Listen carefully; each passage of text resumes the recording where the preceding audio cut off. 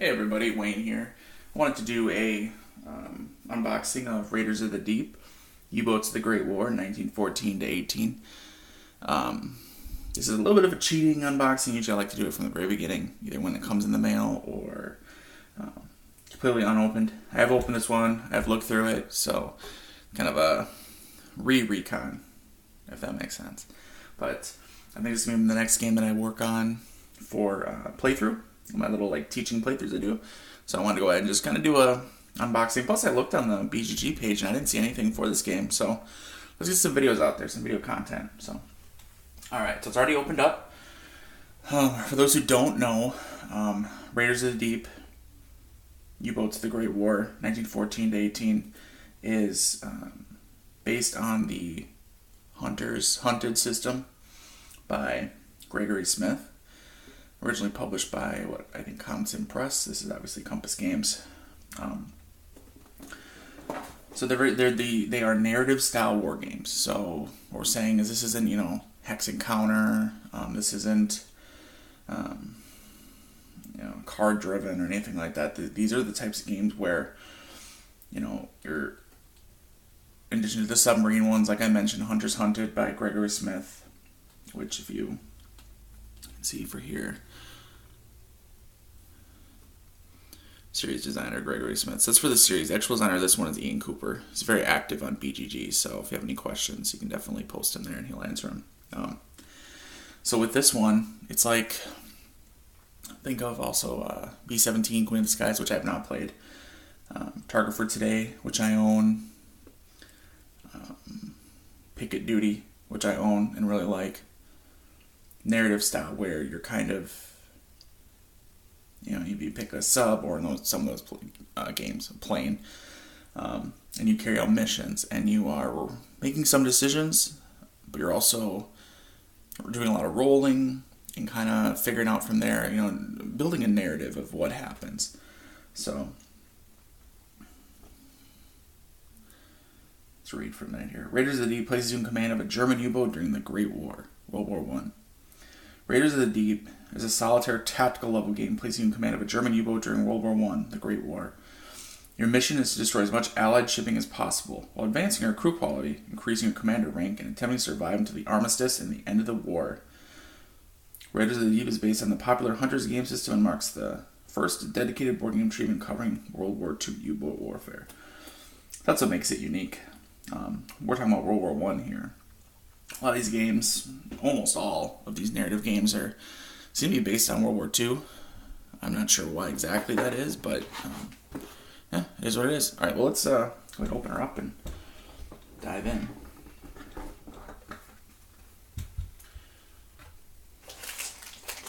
A little baggy of dice. What we got here?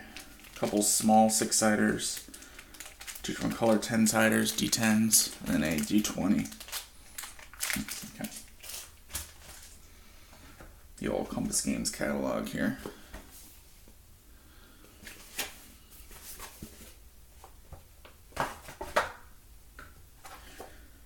Okay. Rules of Playbook and a U-Boats and Target Roster book. I've already been reading the rules a little bit online. Got to download a PDF copy. Yeah, they're nice rules. Easy to follow. Simple, standard case format, 4.0, 5.0, but lots of pictures, descriptions of the different counters, and the setup, when you set up your U-boat mat. So, the target, the U-boat combat mat, setup, examples. So, lots of examples of play. Examples to set things up, and then at the end there's info on some of the guys here.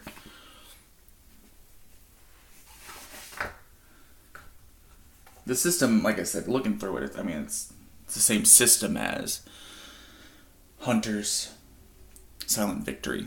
So you're gonna, if you have any familiarity with those games, you're gonna be able to dive right in. U-Boats and Target Roster. Okay, so wasn't sure what was in this one. Charts. I assume all charts. Yep. Freighter roster, small freighters, medium freighters, large freighter. Okay, so the book you'll be rolling on when you're generating results and such. At least for the looks like for the unit part of it. All right, here we go. So now we're getting into. This is what I kind of like here. Like I said, I did look through this already. Oop, I cheated. Move the box aside for a minute. You can see each U-boat. We got its own U-boat card. For example.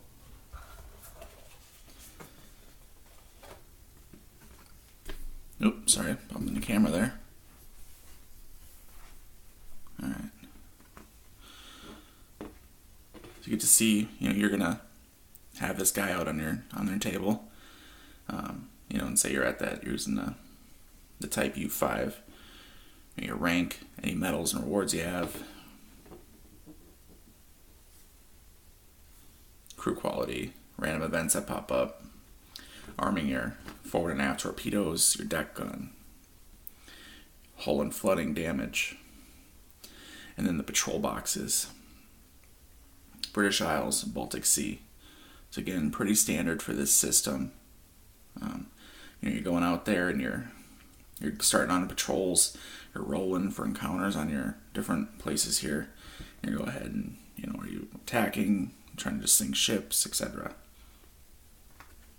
And there are a ton of these. So just FYI, whole bunch of them. There was that U5 there.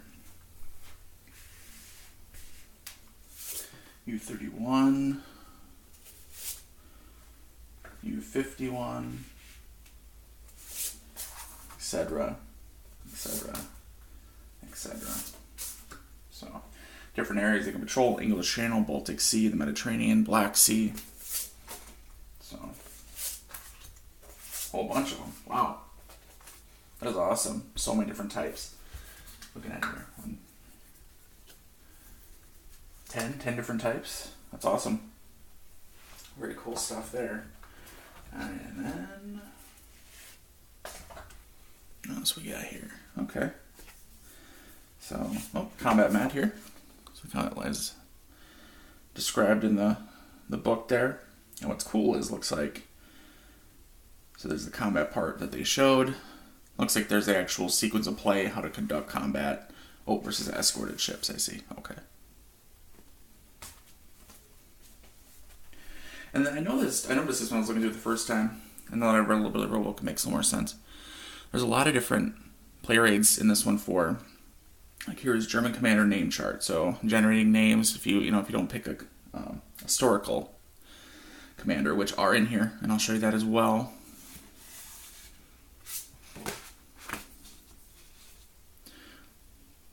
Okay, Austro-Hungarian commander name chart, which I'll show you guys. Hopefully it's easy to find here.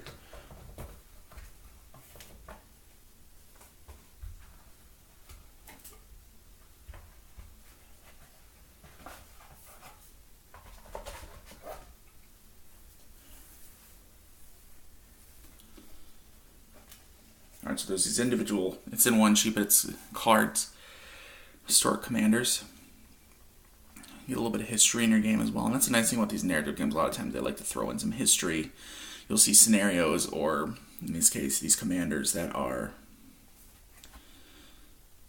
in the back of the card. Give each one a certain game abilities. And it's interesting that they're designed to be cards. There's no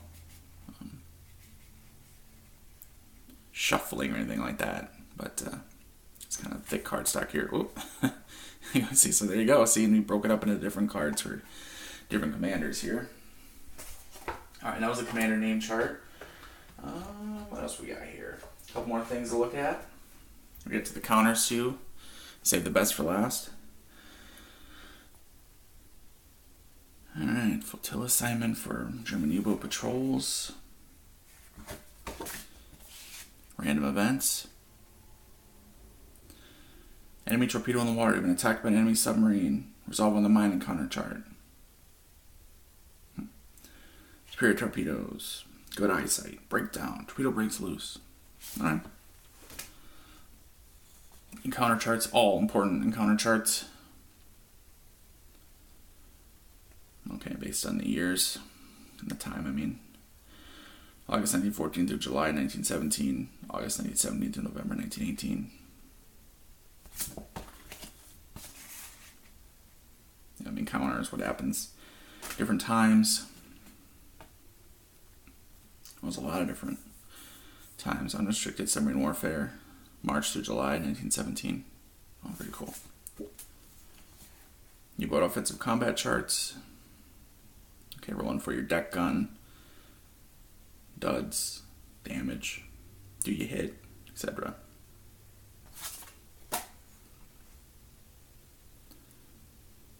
Oh, there's for generating, go along with the names. Generating German pre- and post-war career charts. German commander's early life chart, roll 1d20. Final fate. Like what happens to your guy you create. And same thing for Austro-Hungarian. And then one more thing. Well, two technically. I'll show you this one. And of course, none of these games would be complete without your patrol log sheet. Nice thing is they do give you a big pad. Look at that. Whole pad of them.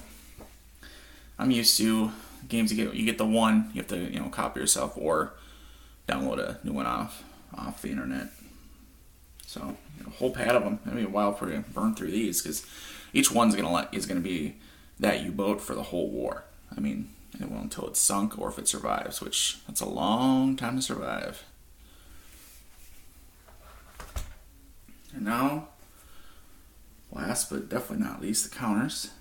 So, they are half-inch counters, but I'm not going to worry about thinking that's too small because this isn't a hex encounter game where you're handling hundreds of them on a board. I mean, it's one counter sheet, and a lot of them are informational. A lot of them are ones that you're going to set there, and they're just going to sit. You can see your rank up there. I think that's your rank. No, that's not your rank. Oh, here they are. You set these out, and whatever rank you are, and that's it. And then you go up in rank, you switch it out, but you're not moving it around the board. Looks like the special events, some of them. Air attack. But yeah, here's your U-boats. So, you get your assigned what type of U-boat, what year they can start, year and month. You pick or based on the scenario or commander.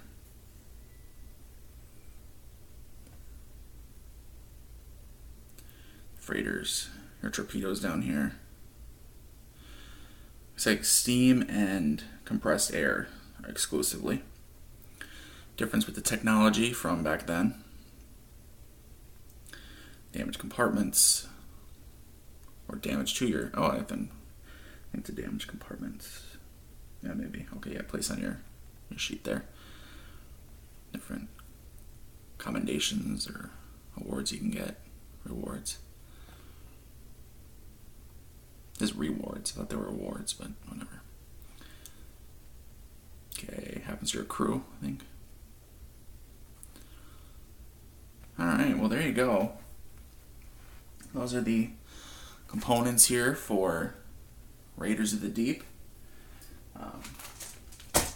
As you can see, an interesting looking game. I'm excited to give it a shot here. I've some experience with the series, some experience with some of the other games. Love narrative war games. I love those narratives, especially when they're solitaire. It's my specialty. But then they are just fun to build a narrative, and you're rolling dice and you're making choices, but at the same time you're kind of going along for the ride. But I mean that in the best way possible. So this should be my next game I do. No promises though. I've learned how to do my vlogs, but that was Raiders of the Deep. Hope you guys enjoyed, and I'll see you guys next time.